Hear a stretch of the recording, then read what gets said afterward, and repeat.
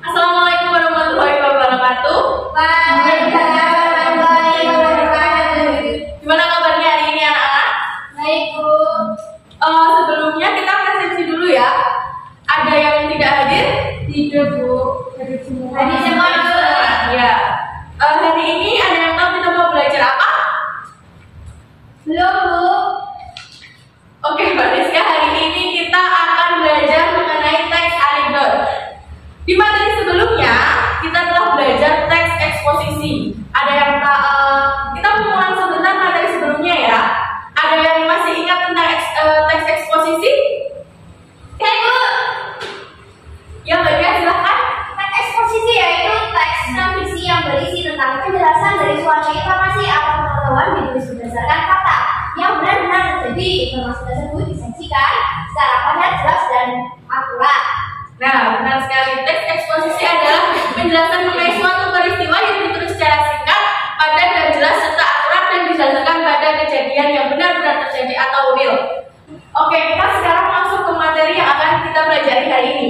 Kita hari ini akan belajar mengenai teks anekdot. Sebelumnya sudah ada yang tahu apa itu teks anekdot? Saya akan ya, silakan Mbak Firja. Teks anekdot adalah cerita singkat yang di dalamnya mengandung unsur humor yang mempunyai maksud untuk melakukan kritikan berupa sindiran lucu, Bu.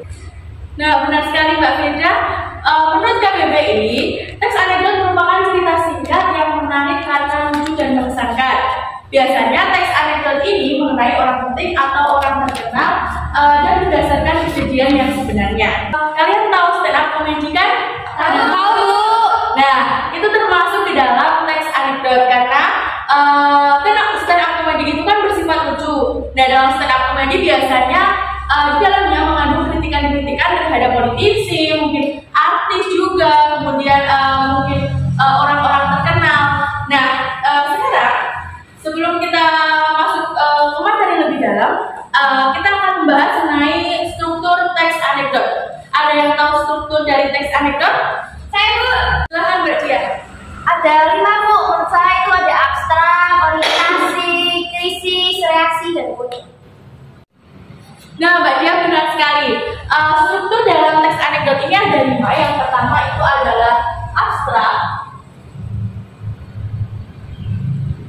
Di dalam abstrak ini berisi yaitu gambaran awal tentang isi dalam teks anekdot ini. Tujuannya adalah agar pembaca mengetahui di awal itu mengetahui apa sih yang akan dibahas dalam teks anekdot tersebut.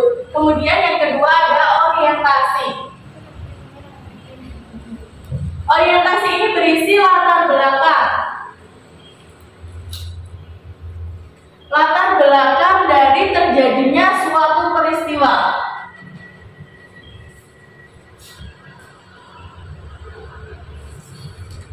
Kemudian yang ketiga adalah krisis, yaitu munculnya permasalahan.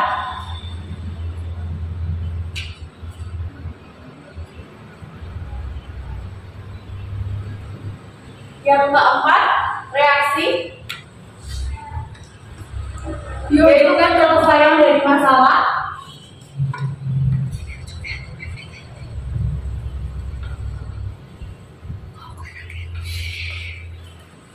Dan yang kelima adalah koda, yang berisi simpulan dari teks anekdot tersebut.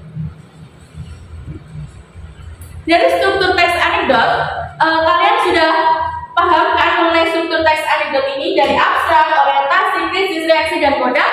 Sekarang kita akan masuk ke dalam kaidah kebahasaan.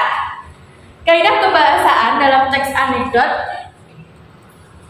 itu yang pertama yaitu menggunakan keterangan waktu lampau. Jadi misalnya dahulu kala, bulan lalu, tahun lalu, atau mungkin kayak beberapa hari lalu seperti itu. Kemudian yang kedua biasanya menggunakan kata kerja verba. Ada yang tahu kata kerja verba? Silahkan Mbak Rizka. Contoh dari kata kerja verba yaitu misalnya membaca, berjalan, seperti itu, Bu.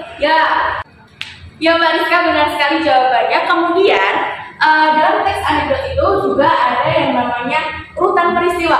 Dalam teks anekdot, urutan peristiwanya itu berdasarkan urutan waktu atau kronologis. Kemudian menggunakan jenis pertanyaan retoris. Ada yang tahu pertanyaan retoris? Pertanyaan retorik adalah pertanyaan yang tidak mengharuskan untuk dijawab. Ya, Mbak Rizka ini pintar sekali ya. Dari tadi menjawab aktif sekali. Kemudian kita beralih di dalam kaidahnya ini juga menggunakan kalimat perintah. Misalnya kalimat perintah buanglah sampah tersebut. Kemudian ada lagi dia tolong ambilkan spidol itu, seperti itu ya. Kalimat perintah kalian sudah tahu kan, kalimat perintah sudah diajarkan dari dahulu. Kemudian kita masuk ke ciri-ciri teks anekdot. Ada yang tahu ciri-ciri dari teks anekdot? Saya Bu. Ya, silakan. Tadi siapa Mbak Dia? Bersifat lucu Bu. Ya, benar sekali. Ada lagi mungkin bersifat politik Bu. Benar Mbak Frida. Ada lagi? Saya Bu. Ya, Mbak Manda memiliki tujuan tertentu. Ada lagi? Saya Bu. Mbak Pipa? Bersifat menyindir. Sindir Bu. Siapa yang sudah menyindir? Pasti Mbak Dia ya. Yang lainnya sudah tidak ada. Ciri-ciri teks anekdot yang sudah kalian sebutkan tadi memang sudah benar. Yang pertama yaitu bersifat humor atau lucuan. Jadi teks anekdot itu biasanya berisikan kisah-kisah lucu atau bualan. Kemudian bersifat menghibur, jadi sebagai hiburan. Kemudian dalam teks anekdot itu juga terdapat sindiran, di mana mereka akan biasanya menyindir mengenai orang-orang penting. Tadi seperti yang Mbak Amanda sebutkan, teks anekdot itu biasanya mengenai orang penting. Nah, dalam teks anekdot itu yang disindir adalah orang-orang tertentu yang biasanya terkenal lah, kita bisa katakan seperti itu. Kemudian kisah yang disajikan itu mirip dengan dongeng, di mana diawali dengan menggunakan dahulu kala, pada zaman dahulu, waktu itu. Nah, seperti itu. Di sini Ibu akan menyajikan sebuah video. Nanti kalian lihat saja seperti apa. Ini video stand up comedy ya. Kalian kan sudah melihat tayangan video yang Ibu tayangkan tadi. Dari situ kan stand up comedian menyampaikan kritik, tapi juga lewat komedi. Seperti itulah contoh dari teks anekdot. Nah, di dalam teks anekdot itu juga ada namanya makna tersirat dan makna tersurat. Kalian pasti sudah tahu kan tentang makna tersirat dan tersurat? Sudah Bu. Ada yang tahu makna tersirat? Makna yang tidak disampaikan secara langsung Bu. Ya, makna tersirat merupakan makna yang tidak disampaikan secara langsung. Makna tersirat ini biasanya terdapat teks anekdot dalam kritikan tersebut. Teks anekdot itu hampir mirip dengan humor. Namun dalam humor itu hanya bersifat untuk menghibur dan tidak terdapat kritikan-kritikan tertentu. Perbedaan antara anekdot dengan humor yang pertama adalah teks anekdot itu bertujuan untuk menyindir, sedangkan teks humor itu hanya bertujuan untuk menghibur. Yang kedua yaitu teks anekdot memiliki struktur yang jelas, sedangkan humor hanya berisi orientasi saja. Kemudian subjek. Dalam teks anekdot itu biasanya orang penting atau orang terkenal, sedangkan humor hanyalah dari berbagai kalangan masyarakat. Sedangkan teks anekdot itu berdasar kisah nyata, sedangkan humor itu berdasarkan ide cerita ya, atau perekaan saja. Di sini Ibu juga punya contoh teks anekdot. Contoh teks anekdot yang berjudul Maling Sandal. Silahkan yang mau membacakan. Saya Bu.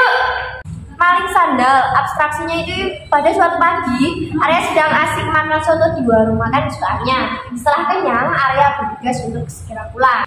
Kemudian yang kedua orientasi, silahkan Mbak Pipa dibacakan. Nah, struktur orientasi dari teks anekdot Maling Sandal yaitu di tengah perjalanan pulang, Arya mengalami kecelakaan terserempet oleh sepeda motor yang ugal-ugalan. Kecelakaan tersebut mengakibatkan sendal Arya putus. Dengan terpaksa Arya berjalan kaki tanpa menggunakan sandal. Karena rumahnya jauh, ia memutuskan untuk pergi ke toko terdekat untuk membeli sandal.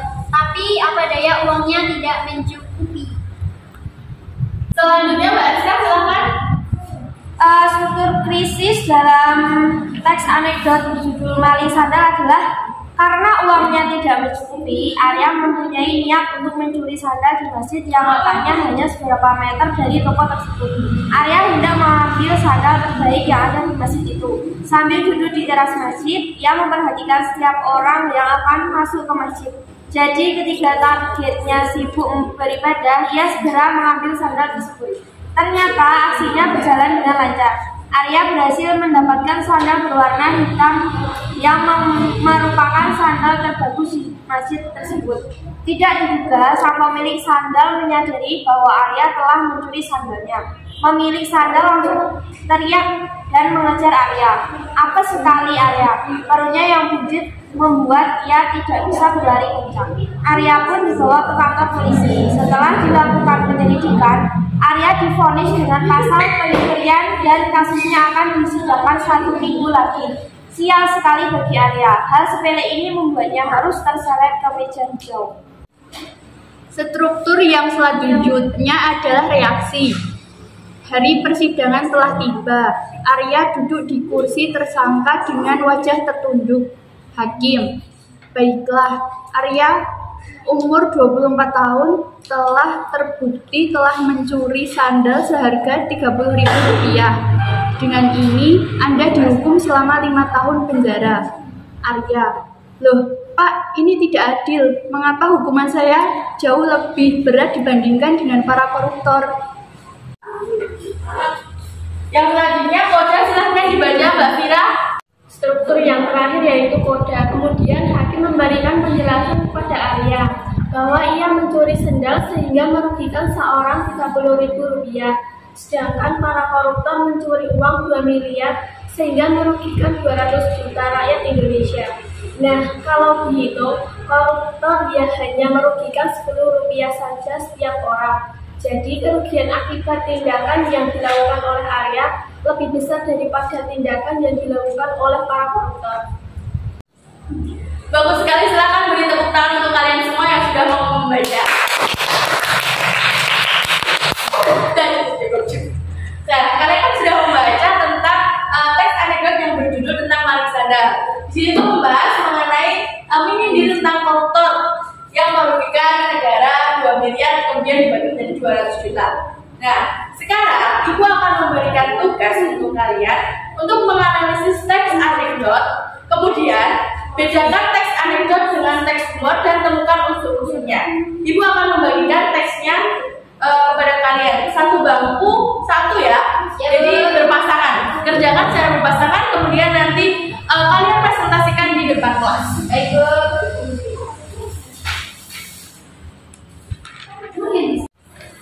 Nah, itu kan sudah memberi waktu 20 menit ya untuk kalian mengerjakan. Silahkan kelompok yang ingin presentasi silahkan maju sekarang. Silahkan dipresentasikan. Assalamualaikum warahmatullahi wabarakatuh. Waalaikumsalam warahmatullahi wabarakatuh. Perkenalkan, nama saya Amanda Sinjuna Muwati. Saya Sefira Dwi Oktaviana. Di sini kami akan mempresentasikan hasil kerja dari kelompok kami.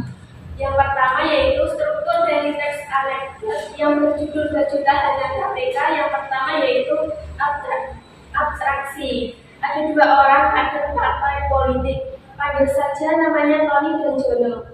Mereka sama-sama ingin mencalonkan diri sebagai anggota Dewan Perwakilan Rakyat Daerah. Yang kedua yaitu orientasi.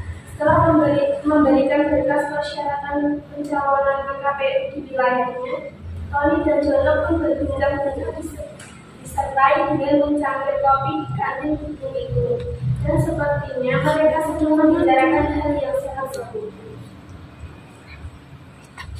Yang ketiga, krisis. Tony, John, di negara kita ini sebagian besar politisi sudah banyak yang kaya raya loh. Jono, kalau tentang itu sih aku juga sudah tahu Ton. Begitu kayaknya mereka bahkan sanggup membeli baju yang paling mahal di Indonesia. Jono, maksud kamu apa itu paling mahal? Ya,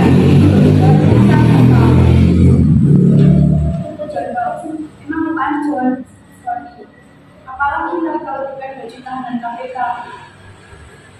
Yang keempat, Jono, loh kok baju tahanan KPK sih Ton? Bingung aku.